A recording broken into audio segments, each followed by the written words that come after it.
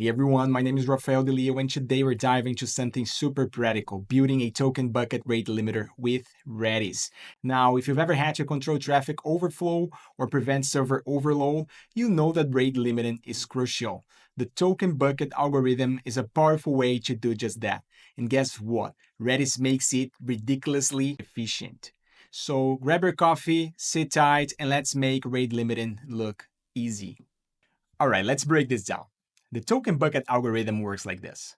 Imagine a bucket that fills with tokens at a steady rate, let's say 1 token per second. Each request a client makes uses up a token.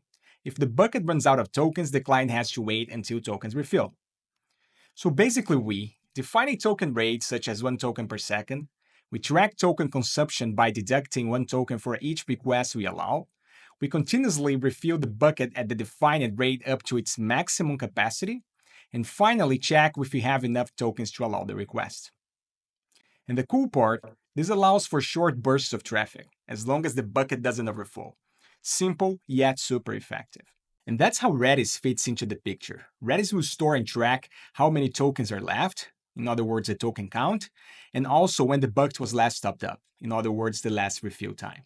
And by leveraging Redis commands like get, set, and transactions, we can implement this efficiently. And we'll do it with Java using Jedis, a popular library for interacting with Redis. So let's start coding. We'll create our token bucket rate limiter class. Here's what it looks like. First, we define a constructor to accept a Jedis instance, the bucket's maximum capacity, and the token refill rate. So far, so good, right? If you're excited to see how this algorithm comes to life, hit the like button and subscribe for more Redis tutorials. Next, we'll create the method to check if a request is allowed. This involves generating the keys we use to store the token count and the last refill time in Redis. And since we want each client to have a different bucket and be able to process requests independently, we'll also generate a key for each one of them. So the pattern of our keys will be rate_limit, client ID, count. And then the same for the last refill key. Now that we have the keys in hand, we can start a transaction to fetch these keys from Redis with the multi command. By starting a transaction, we're not only guaranteeing atomic operations, but we're also benefiting from pipelining these commands, which means that they go all together to our Redis server in a single network trip, increasing the performance of our rate limiter. In a transaction, each command will return a response. So what we want to do is get the first result as the last refill time and the second result as the token count. Those are returned as strings, so we have to parse them to long and int. And if none of them exists yet in our Redis database, we will assume that the last refill time is the exact moment and that the bucket is filled up to its capacity. Then, we need to calculate how many tokens were added to the bucket between the current time and the last refill time. For that, we'll calculate the elapsed time by subtracting the last refill time from the current time, and then we'll multiply the elapsed time by the refill rate. Don't forget to make sure that the elapsed time and the refill rate are using the same type of units, in this case, seconds. We also don't want to overflow our bucket, so if the token count plus the tokens to add is greater than the bucket capacity, then we return the bucket capacity instead. To determine if the request is allowed to proceed, we'll check if the number of available tokens are greater than 0. And finally, if the request is allowed to proceed, we want to subtract a token and update Redis by creating a new transaction. In this transaction, we will update the last refill time with the current time and token count with the updated token count. That's it.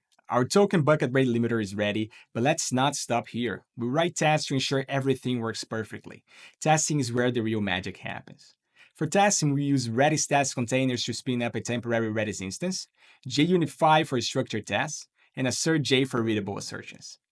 The first step is to create a test class named token bucket rate limiter test, where inside we define 3 components: a Redis test container that will launch a dedicated Redis container for this test, a Jedis instance that will be used to connect to our fresh Redis container, and the actual token bucket rate limiter, which is the class we're testing. However, before we run any tests, we need to make sure that our container is running and that it's clean.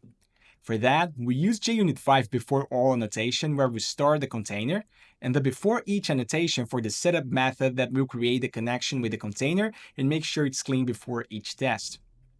The first behavior we'll test is whether a rate limiter accepts requests within the bucket capacity.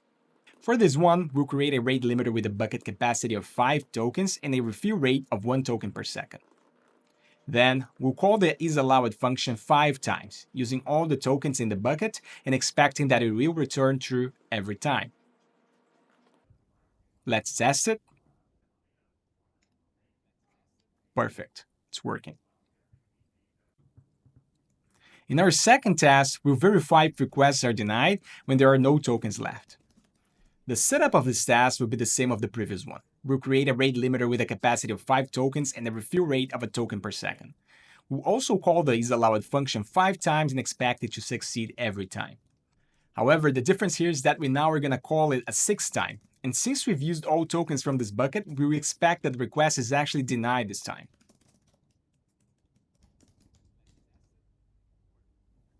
Let's run it. It's working, all good. Another important behavior to verify is whether the bucket is gradually refilled within time. So for the third test, we'll check if our implementation is refilling the bucket after every second. We'll one more time configure a rate limiter with a capacity of 5 tokens and a refill rate of 1 token per second. We will again use all the 5 tokens, expecting the request to be allowed to pass through. We will one more time expect the 6th call to fail. But now we wait 2 seconds, that will be enough for the bucket to get refilled with 2 tokens, and then we're going to make 3 calls to the isAllowed method. The first and the second call we expect to succeed, because the bucket should have been refilled with 2 tokens. However, the third call should fail because the bucket should have been refilled with only 2 tokens. Let's run it. It's working. All good one more time. There are many other tests we can run to verify the behavior of our limiter, but implementing all of them in this video would consume too much time. If you're interested in checking more tests or just the whole implementation of this and other rate limiters, they're all available on GitHub. The link will be in the description of this video. Don't forget to check it out. We've covered the core logic and we've even set up testing. The token bucket rate limiter is a flexible and efficient way to manage request rates, and Redis makes it incredibly fast and reliable. Redis is all about speed and scalability, and this project shows how you can leverage it for real-world use cases.